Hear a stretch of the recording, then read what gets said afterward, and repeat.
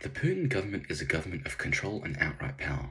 Historically speaking, the bodies that govern Russia have been those of total control and narrative building. If, as a country, you can show that you are powerful, then it must mean that you are. Putin has wielded his power in much the same way as his predecessors and uses tactics to keep anyone who opposes him in line. As discussed in the case study, the Putin government has had a plan for many years to rejuvenate and re-energize the economic power of Russia.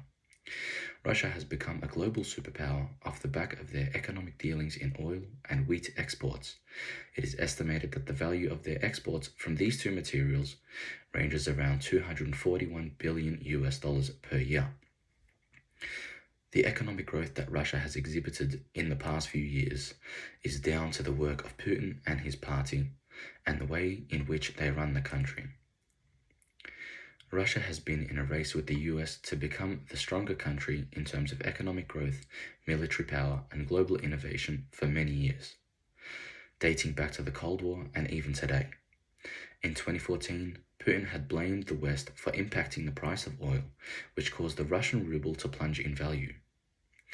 This caused a response from the then President of the US, Barack Obama, where he stated that Russia's problem is that it doesn't produce any products that people want to buy. This comment allowed Putin to gain back any popularity he'd lost and placed him in a prime position to continue leading the country in the best way he could.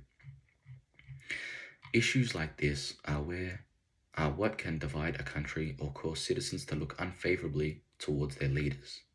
Considering Putin's character and the type of leader he has become, he stands against any defamatory statements or actions that can lead to his loss in popularity.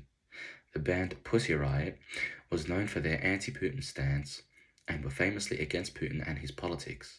In fact, one of their songs contains the lyrics, "Holy Mary, Blessed Virgin, drive Putin away." In 2012, they performed a set at the Christ the Savior Cathedral in Moscow. On February 26, 2012, a criminal case was opened against the band, and on March 3, 2012, multiple members were arrested and subsequently sentenced to jail on accusations of hooliganism.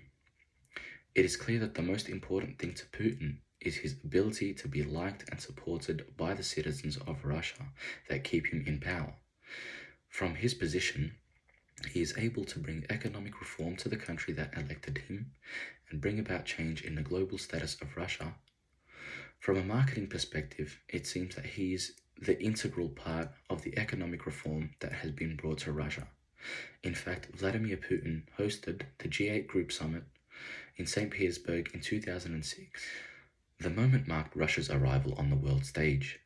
Putin took advantage of the opportunity to present his country in a positive light.